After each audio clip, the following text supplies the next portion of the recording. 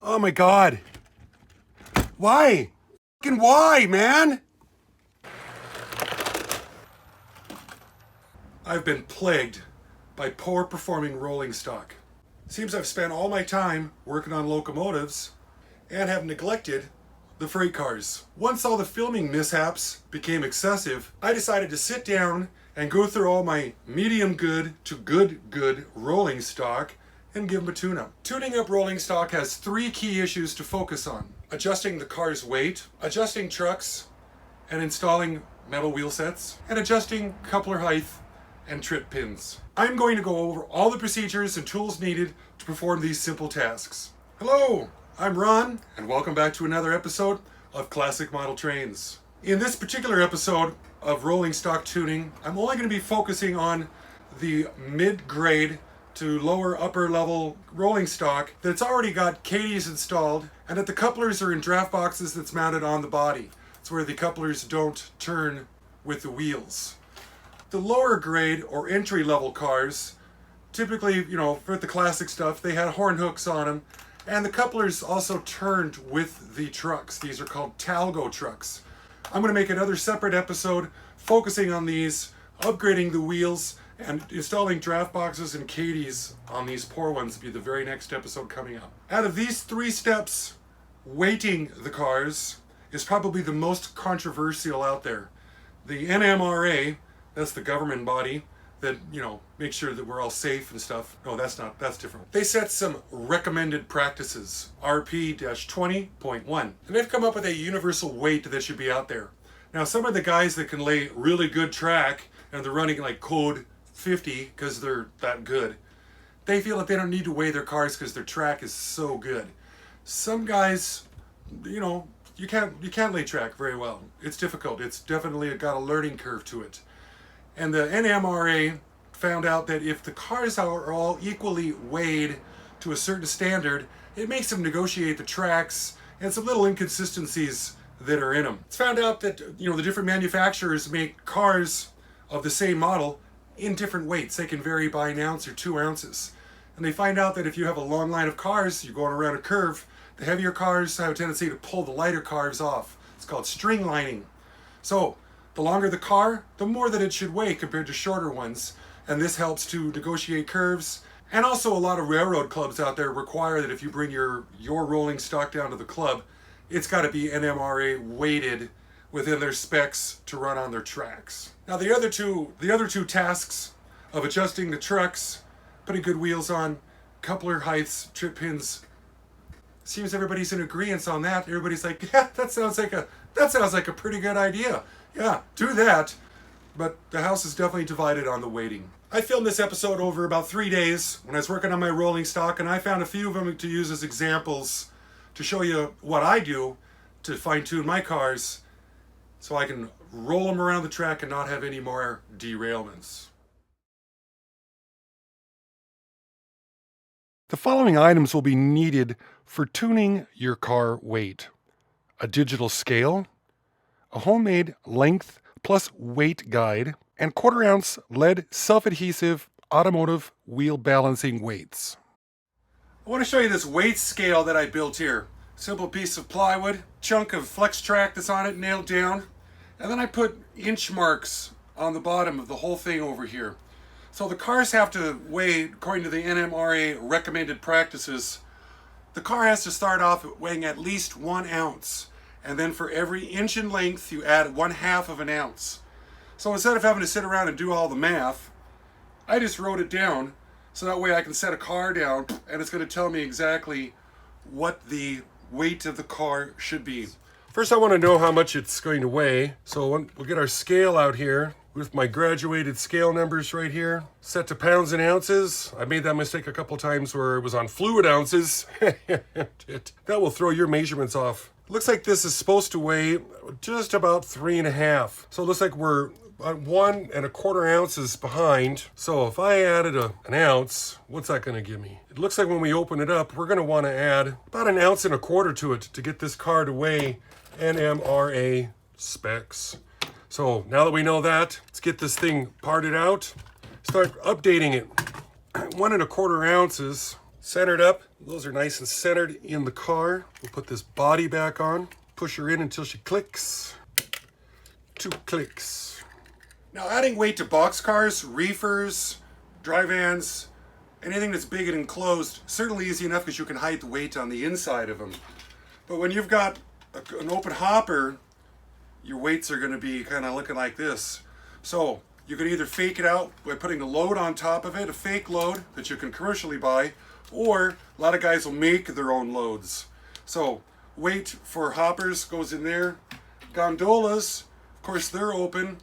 Either fake it out with a load or build a fake load that equals the amount of weight that you need to add to the car and solve that problem. What do you do with tankers?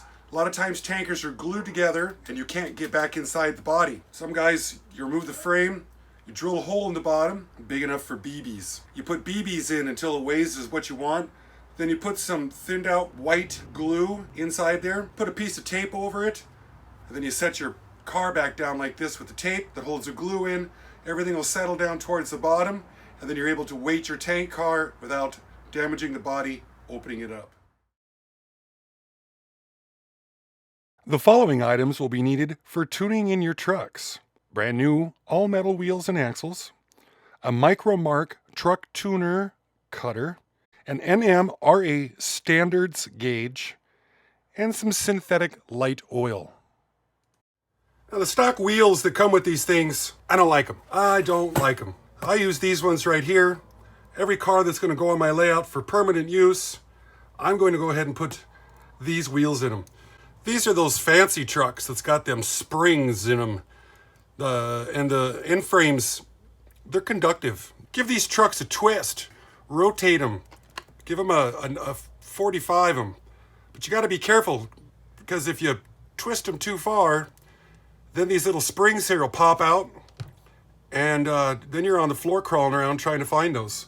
And then you're going to go blind trying to put them back in. These wheels, they're conductive. So one end, the axle goes right into the wheel, which will make the axle in this wheel conductive for the circuit, the DC positive or DC negative that's going through it. And the other has a bushing in it right here, an insulator that insulates those. So whether you're using a plastic truck frame or these conductive metal ones, make sure you put them both in the exact same direction. So that way you don't short it out as it goes across, well, pretty much anywhere. So I can see my bushing is right in there. I'm going to put this other one with the bushing down so that we don't have conductivity issues. And then put them together on your car the exact same way too. I can see that my black bushings are over on this side. So I'm going to do the same thing over here. These are just plastic trucks right here. Nothing fancy about it, but we still want to make sure we put our wheel sets in with the balance, with the insulated wheels, all facing the same direction. Now, when you put these in, you can give them a roll. If they roll really good, then you don't need to use this truck tuner right here, this MicroMark truck tuner. But when you put them in and you see that they're kind of stiff, well, then you get to do the truck tuner. I'll show you how to do that here coming up. I had to give them a little, yep, that's a good wheel right there. Good wheel set. Got my insulated bushings all on the same side. Put these buggers back together. Check which side my insulated bushings are on. They're on the same side over here. Just a good habit, even though I'm on plastic trucks. Just get into the habit so you don't, mess up if you accidentally into a set of metal trucks. I'm tuning up this roundhouse chassis here and I put in these Walthers Protos wheels. And this thing, it doesn't roll very well. So these here are the original axles that were in the kit. And if you measure these, you see they're 1.0275. And then you measure the Walthers ones, and they're actually a little bit smaller, but they don't roll right because the points on the ends are different. And that's why you got to use this MicroMark wheel truck tuner here. It's only got a cutting edge on one side. So you put these in the holes, and it's directional like a drill bit. So it's over on this side, it can only cut one side. So you spin it one direction while pushing in on the side frames. Put it over here on the other side, And now you got to spin it the opposite direction. And this is going to cut those holes in these trucks and make them fit this new axle better. Now you can see that it rolls quite a bit better. Now this roundhouse kit that's being assembled for the first time in its entire life has got the ability where you can tighten these screws down so tight that the truck won't turn. So these are the ones that you've got to sit there and loosen them up just enough, get that side to side going on, make sure that they are floating free. Now here's another truck tuning tip. Since these screws have the ability to just completely stop the truck from turning, and they can also be loose enough where the truck can rock back and forth like this with the side-to-side motion. In order to get these things to navigate some unlevel track, have one that's loose enough where it'll spin back and forth like this very freely, but it doesn't have the rocking back and forth like this. So this one would be kind of rigid with the body. And we are making just some of the tiniest little adjustments here to get this so it doesn't rock, but it rotates. And this other one, of course, I really loosened it up to exaggerate the movement. You want it to have two axes of travel, back and forth like this, and of course rotating like this. And this will allow the car trucks to flex and keep these trucks on the track, and it'll also prevent derailing, some of the fine tuning of trucks. Another thing I always like to check on the cars is your gauge on your wheels. Now these wheels, of course, are brand new out of the box, but that doesn't mean nothing. Always check your wheels with your gauge. Lots of things to check to make sure you get your car tuned up as good as you can. And of course, one of the things I always like to do when I'm all done with it is give it the roll test. I got a little tiny downgrade right here. Look at that. That's a good car right there, yes. The following items will be needed for tuning in your couplers. A series of Kadee 140 standard whisker couplers, a Kadee 206 coupler and trip pin height gauge, a trip pin adjusting pliers, and some Kadee number 208 red washers. I'll get you around over here so we can really get a good eye on this here. So these couplers, they look like they're in pretty good height. This trip pin right here, if it hits this ramp right there, then you have to bend the trip pin just the tiniest a bit. That's when you use these fancy trip pin pliers. You can see how it can bend a curve. These are actually used in jewelry applications. Come in here, give it just a little squeeze, just enough to give it some bend. And then we are going to check out the height again. Now that we are back over here, as we move this in and out, it's not hitting that bottom ramp. The couplers are lining up quite nicely. So I'd have to say that that coupler is the way it's supposed to be. Give it a little coupler height check here. Couplers look like they're lining up well. Trip pin isn't hitting the ramp. Here's a prime example of the coupler being too low. So I adjusted the trip pin already so it grazes past there, but we are down.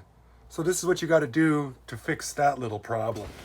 We're going to take this truck back off. We're going to use some 208 insulating washers. I put them in these little pill bottles here because I find it a lot easier to work with. These have a thickness of 15 thousandths of an inch. Of course, sometimes they don't like to fit on the shaft, so you got to give them a little whirl around here, just a little bit. From doing this enough, you get kind of used to knowing how many you have to add. And this one definitely looks like it's going to need 2 washers at each end in order to bring the body up a little higher. Get this truck screwed back on. I'm going to screw it down tight so I can seat those washers and then back it off until we've got a lot of nice free play. I'm going to knock this other side out here and we'll check it again. This is a lot closer now. That is the way it's supposed to be. So 2 washers, brought her back up where she's supposed to. So this car is now ready to join the rails. If your coupler drawer toolbox looks like this, here's a fun little hint. Use all them old medication bottles, label them up with your label machine, organize them all up so it looks pretty. Now I went through and I checked each and every car, and I had my locomotive, and I pulled one car at a time around the track, one loop, and then I went to work on another car, and did it, and did it, and did it again, till I finally came up with something like this.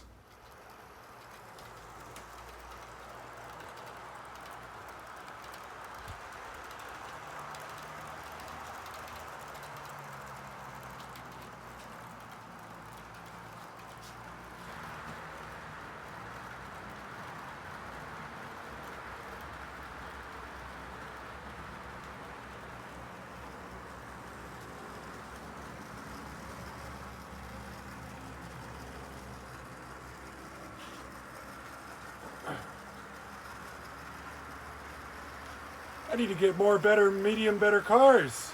I've done run out of cars to put together.